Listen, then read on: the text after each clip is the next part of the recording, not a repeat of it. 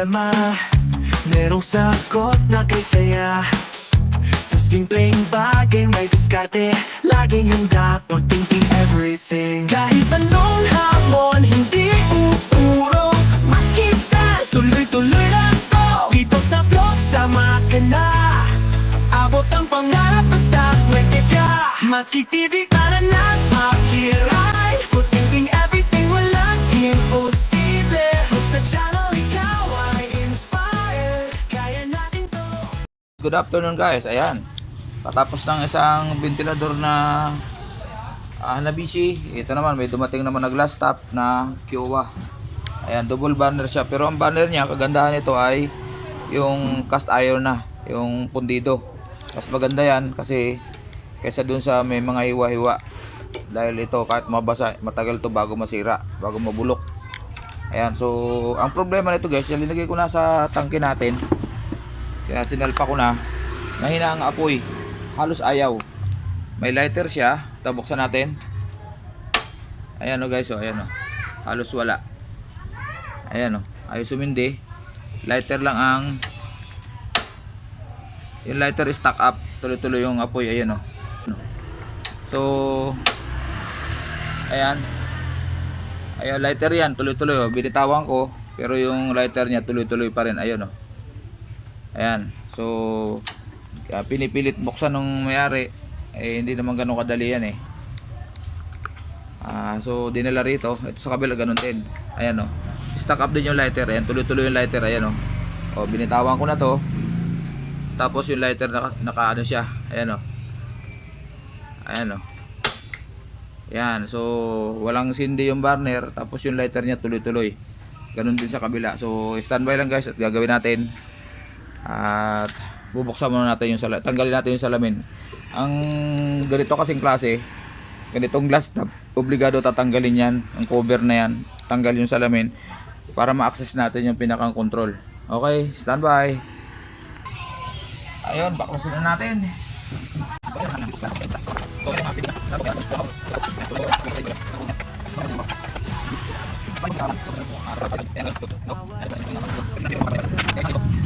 Na-access na natin to, saka natin ito babalik ka rin. Ayan. So ito ang babaklasin natin. Makikita nyo guys, ayan o, may uling. Ayan o, ibig sabihin yung lighter niya, kanina yung pinakita ko sa inyo, yung lighter niya tuloy-tuloy yung sindi. Ganun din sa kabila. Ayan o, pakita ko sa inyo. Ayan o, ayan, diba, may itim din ito. Ayan, ayan o, ayan, ay uling. Ayan o, kasi pag nag-stack up yung lighter, tuloy-tuloy, kahit binitawan mo na to, kagaya ng pinakita ko sa kanya, kahit na bitawan mo na to, tuloy-tuloy pa rin yung lighter nito, kasi ito lighter to eh. Ito hindi nakikita, sorry. Ayan, tuloy-tuloy pa rin yung sindi ng lighter, pero ayos yung dito. So stack up din tong control, so obligadong baklasin magkabila para maayos natin yung problema. Okay, so di ko na muna papakasahin yung pagbaklas. Ayan, so tatanggal natin ito, tornilyo to, tsaka to dito para matanggal yung tubo at saka itong burner. Sana matanggal tong tornilyo na to, kasi minsan pag matigas to ay ayaw. Ayaw, ganun ulit. Pag ayaw matanggal yan, kasi kinakalawang yan eh, kaya ayaw, kumakapit na rito. So ang gagawin ulit natin, kagaya nung ginawa ko nung nakarang araw,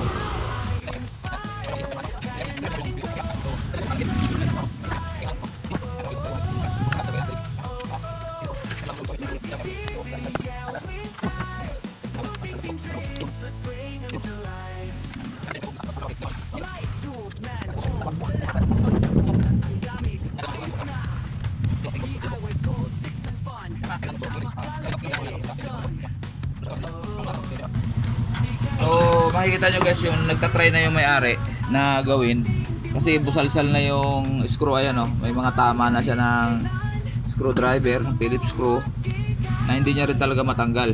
Ayan, nakita nyo, ayan o, busalsal na. Ayan o, yan, so ganun din dito. Ayan, makintab pa o. Ayun, sa kabila, busalsal na. Nice try naman yon. Kahit kayo, ganun, pwede nyo rin gawin yon. Hindi naman lahat matigas eh. Minsan may time na may malambot din. So nagkataon lang na itong unit na to ay sumobra kalawak. So pag natanggalin natin to, Hilahin natin to dito. Pag ganun. Matagilid pa yung camera ko, baka hindi nyo makita. Dali guys ha, pasensya na ha. Yan. So hilahin natin to dito para matanggal doon sa nozzle. Yan, ganyan, ayan o. Yun. Ito nyo. Yan. Yan. Kasi kailangan matanggal natin yun. Kasi may obligado i-angat natin to. So, baliktad natin ulit. Saka natin to matatanggal. Tanggalin din natin to kasi kailangan natin ma-access yan mamaya. Itong knob. Tatabi lang.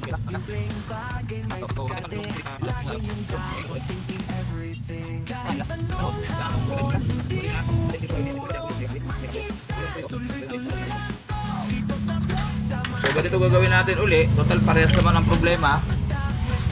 Parehas naman i-stack up to at stack up din to. Yung control na to. Isa lang ipapakita ko sa inyo gaya ng ginawa ko nung nakarang araw. Para hindi tayo masyadong mahaba ang video niya. So parehas lang naman ang gagawin. So ito yan. Ulitin ko. Ayan o. Ito yung sa lighter. Ito yung na sinisindihan ko. Pero tayo nakikita ang apoy dun sa may gilid ng burner. Pero yung burner walang apoy kasi barado to. Barado to. So ito ang mga lilinisin natin. At para matanggal din natin yung nag-stack up yung lighter. Ayan o. Bumabalik to pero yung pinakanjit sa loob niyan ay stack up. Marami naman akong videos tungkol dyan. So sundan nyo na lang sa aking mga lumang videos. I-urong natin yan para dito tayo magkukonsentrate sa control. Okay, so dating gawi, tanggalin to. Yan. At ito, dalawang tornilyo. Yan. Halos dalawa lang naman lahat ng tornilyo yan. Tapos, tandaan natin to. Ganyan ang forma niya, di ba? Ganyan. Pag ganyan. O gaya doon sa kabila. Dahil andito yung tubo, andito yung gasket. Ganyan yan, di ba? Tatandaan natin pag nagbabaklas tayo. So, di ba ganyan yan? So, iisa-isahin natin. Kung di nyo kabisado, ang pinakamaganda is videohan nyo tapos i-review nyo na lang kung tama yung pagkakabit nyo, pagbaklas nyo. Kailangan parehas. Yan ganyan. Yan ganyan, di ba? Kailangan isa-isa. Yan. Ito, kung saan nakaturo itong pinakandila-dila na yan. Marami naman akong upload yan kung para saan yan. Yan. So, ulitin ko para sa iba. So, ganyan ang forma niyan. Malalaman nyo naman kasi ito dito tatapat eh. Kasi pwede rin ikabit ng baliktad dyan. Yan ganyan, ayan o. Oh, salpak din siya, lapat. Pero ang tanong, ito malayo doon. So, doon nyo malalaman kung nalito kayo, ito lang susundan nyo. Dito. Diyan nakatapat na siyempre, malapit. Ngayon, dito tayo magkakaproblema. Paano ba ang tamang pwesto nito? So, tinanggal ko yung pinakandila-dila niya. Nasaan ba yung dila-dila niya? Wala na. Ito, naiwan dito. Yan. Tinanggal ko yung dila-dila niya nakaganyan. Ganyan. So, okay na yan. Natandaan natin to. Ang problema dito, kasi ito may baliktaran to. Pag tinanggal natin, dahan-dahanin natin. Yan. So, ito, importante yan. Saan nakatutok yung butas na yan? Saka to. Yan. Ito yung maliit na to. So, nasa baba. So, ganyan ang pwesto niyan. Itong gatla nasa taas. Itong gatla na to, itong hiwa na to nasa taas. Tapos, yung butas na maliit sa ilalim, nandoon nakatutok dito sa baba. Kailangan ganyan din ang pagbalik natin mamaya niyan. Okay? So, lilinisin natin yan. Lilinisin natin lahat yun. Pati ito, tatanggalin natin dahil barado, kaya ayaw magsindi. Pero dito muna tayo sa jet. Number 1 natin lilinisin lagi. Gagamit tayo ng gas. Dito tayo sa jet. Pinakang jet niya, yung pinakang control niya. Okay? Kasi ito ang kailangan malinis. Mamaya, papaliwanag ko sa inyo. Yan, dito tayo ngayon sa, yung sabi ko sa inyo kanina, itong jet. Ito unahin natin. Kasi ito yung pinakang problema talaga. Kaya nag-i-stack up yung lighter. Yan, so ito yung malinis ang gas. Kita nyo, pag pinapat ko yan dito, magiging ano yan. Dadamin dumi yan. Ayan, kulay ano na kagad. Ayan o. Dahil yung mga umido. Dahil yung pinakang housing ng control ay aluminum. Ito tanso. So magkikiskisan, tatalunin niya yung aluminum. Kaya ang dami ribaba. Ayan o. Guys o, umitim na o. Kita ba? Ayan, umitim na bigla. Isa pa lang to. Marami naman ako upload nito. Ganun ulit gagawin natin. Ayan o, tutulak natin itong video gamit ang daliri. Ayan o. Habang sinusundot natin ang gas dito. Kasi dito yan nag-i-stack up. Ayan o. matanggal yung mga dumi dyan sa o-ring, yung inuupuan ng o-ring. Ayan o. Taba guys, ayan o. Ayan lagi ang problema niyan. Pag yung ayaw tumigil yung lighter, ayaw mamatay, kahit binitawan nyo na, dyan lagi ang problema. Kasi pag umupo yan dyan yung o-ring na yan, may o-ring yan guys, ayan o. Yung gumagalaw sa itim yan sa loob, o-ring yan. Pag binitawan ko to, uupo yan doon sa pinakang seat nya. Dapat walang lalabas na gas kasi nakasara siya dapat. Eh ngayon, pag maraming umido, ito gaya niyan, pag maraming dumi, mga ribaba, hindi nakalapat yung o-ring, kaya yung gas sa lighter ay tuloy-tuloy dahil nakakalang sa dyan sa baba na yan, pinakaupuan ng o-ring. So ang gagawin ng ginagawa ko dati, tatakpan nyo itong dalawang butas na magkabila, yan ang kaming daliri. Bayaan nyo na yung maliit na butas na yan, maliit lang naman, importante hindi mauubos yung gas pag ginagyan ko. Kasi once naubos, hindi pwede. Ayan o. Ayan guys o. Lalapit ko lang ha. Ayan o. May gas yan. Ayan o. Pag tinulak ko to, ayan o. Hindi naman nauubos eh. Ayan. Dito yan. Dito yan. Kaya nababawasan dahil may maliit na butas dyan. Okay lang naman yan. Ayan. Pag tinulak ko to, mawawala yung gas. Ayun o. Ayan o. Ibig sabihin, pag nakababa, walang lumalabas na gas, walang nakakasingit na gas dun sa pinaka-seat nya. Kaya kung diskumpiyado kayo, ulitin nyo. Yan, tulak nyo ulit ng daliri ng ganun. Ayan o. Yan. Tapos ihipan natin para matanggal yung ayun. Yan, ganyan. Bitawan natin, tapos lagyan natin ulit ng gas. Hindi natin titigilan yan hanggat nauubos yung gas. Ayan guys, ayan meron, ayan o. So natural lang yan na may mabawas ng konti kasi may butas na maliit dito, pero importante meron pa rin siyang natitira. Sinundot natin, saka siya mawawala. Ayun. So okay na yan. Set aside natin to. Tapos in the rest is alilinisin natin to. Siyempre andito yung dumi. Ito, yung pinagsusuotan nito, diba? So kailangan malinis din yan kasi andyan pa yung mga ibang ribaba. Guys, parehas lang naman halos ang concept ng glass top tsaka yung mga control. Iba-iba ang forma, pero ganito lahat ang nagiging problema. So susundan nyo lang to. Tapos gagaya ng dati, patay ng perdible kasi para sa lighter. So dito, ito yung lighter, di ba? Ito nilalabasan ng gas ng lighter. May butas siya dito, kaya meron siyang tube na pa ganun. So babaluktutin natin ito konti para makapasok dito. Yan, para matanggal yung mga dumi-dumi. Ayan o, kita nyo, yung mga dumi-dumi yan dyan. Pag dumami yan, ay maaaring hindi naman mag-lighter kasi magbabara. Yan, yan lang naman ang sinililinis dyan guys. Yan o. Tapos sundutin natin ito, pero malinis na yan. Ganyan lang, ayan o. Ayan o, malinis na yan. Tapos ito ay nagbabara din. Tayo ng llabe. Number 8 guys, number 8 para dito. Karamihan 8. Bihira yung 9. Ayan o. Yan. Yun. Pag naluwag naman yan, maluwag na yan. Ganito ang tamang paglinis, pagsundot. Ito. Kasi nagbabara, makita nyo guys, ayan o. Ayan, actual o. Oh, hindi ko pa nagagalaw yan, may bara na. Malabo ang aking camera. Ayan, kita nyo may bara, ayan o. Ito. Ayan o, may bara dyan o, ayan o. Ayan. Kaya wala lumalabas na gas, ay na apoy. So pag sundot yan dito, yan, pag ganun. Yan. Yan, ganun lang yan. Pinakamaganda kasi tatanggalin talaga eh. Ayun. Ayan, tanggalin natin itong ano na to, mga naiwang cooling. Okay, so wala namang problema to. Ito, chinecheck din to yung hammer kung malambot. Ayan, yan yung nagpo-produce ng kuryente dito. Ayan, so pag ganyan, okay na yan. Pag ganyan siya, ito, ilagay lang natin to. Ito, ganyan. Siyempre, lagyan natin ng langis. At ito, lagyan natin ng langis to para madulas siya dyan.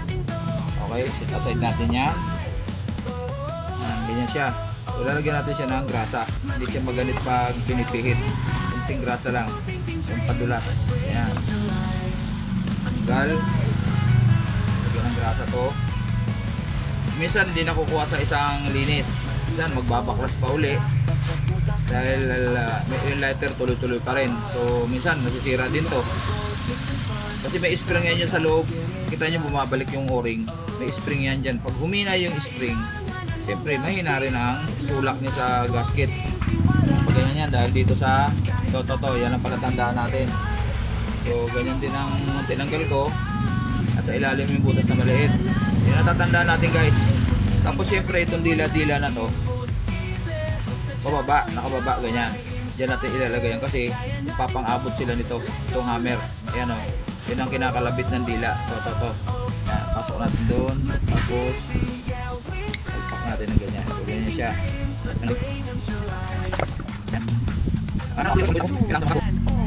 Ito sundan nyo. So nailagay ko na yung gasket. Importante yung gasket. Kailangan hindi siya flat. Kailangan yung may nakaambok sa yung kita nyo guys. So ayan guys. Yan, siguraduhin na maganda pa to kasi yan ang lumalapat doon sa pipe dito. Ito, pinakang plants niya. Pag pangit na yung gasket ay obligado palit kasi para iwas singaw. Singaw yan. Delikado sa bahay yan pag masingaw. So ayan na. So ito ngayon guys, mamaya ko na ikakabit to. At standby muna tayo, papaklasin ko rin yun. Yung kabila, hindi ko na sa inyo papakita kasi same lang naman ang gagawin ko kung anong ginawa ko doon. Ganon din ang gagawin ko ron.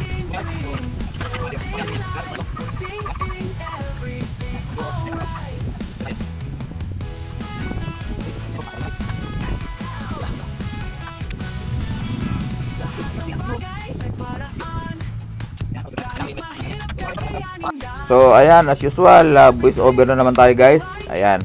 So maglilik test naman muna tayo ngayon. So yung nilalagyan ko ng bubla na yan, yan yung flange, yan yung may gasket between doon sa control at saka dyan sa tubo. So obligado tayo laging mag-leak test. Once na tinanggal natin yan, kahit na may higpit pa yung tornilyo, kailangan pa rin ng leak test para safe. Yan ang pinakang number 1. Safety first tayo. So yan, pinupuno ko ng bula yan. Gamit tayo siyempre ng foam at saka yung liquid soap, kahit anong sabon basta bumubula. So yung tubo na yan, siyempre pag nakakabit na yan sa tangke at may pressure yan, at sigurado pag may singaw bubula yan o lulubo, I mean. So yan, kaya ginagawa natin lagi yan, lahat ng mga LPG technician ay ginagawa talaga yan para malaman kung okay yung kanyang lapat at matyak na talagang walang leak yung singaw, kasi delikado po yan. Pag may naaamoy kayo sa inyong kusina habang nagluluto kayo, lalo pag nakalimutan nating isara yung ating mga LPG valve, yung pita ng tangke natin dapat nakasara yan pag hindi natin gagamitin. Ngayon kung gagamitin naman natin at meron tayong naaamoy na LPG presence sa kitchen nyo, yan po ang pinakandabis na gagawin, mag-leak test po tayo.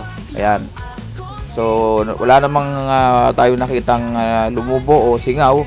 So ayan, pupunasan natin, tanggalin natin yung mga bula na yan dahil magkukos ng kalawang yan. At inihipang ko na lang yan dahil wala akong compressor dito. Ayan, siguraduhin natin na walang bulang matitira dyan dahil magkakalawang ho yan. Ayan, yan ang isa sa mga cause ng pagkakalawang ng ating mga control.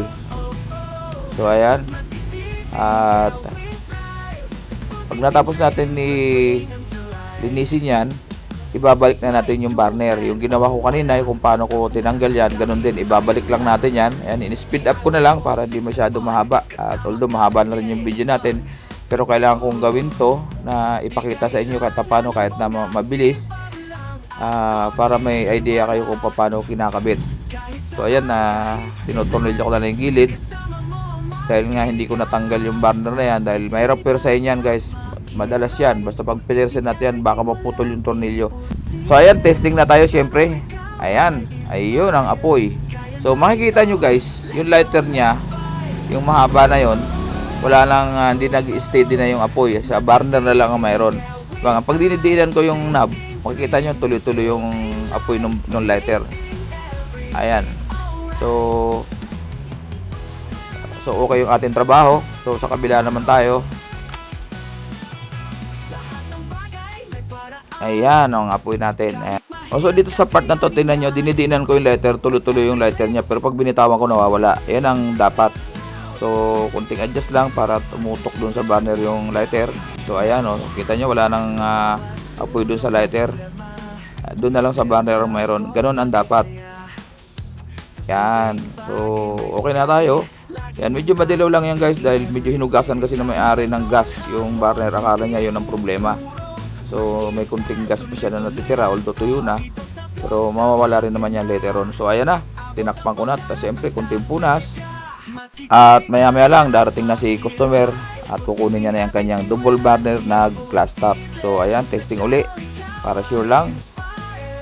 Ayan, approve daw sabi ni Maski. So ayan, maraming salamat sa mga pagsama nyo sa aking content na to, na pagre-repair ng glass top double burner na stock up ang lighter at walang apoy ang burner, barado. So maraming salamat sa mga bago nating mga kaibigan dyan na napadaan sa akin channel. Please like, share, and subscribe.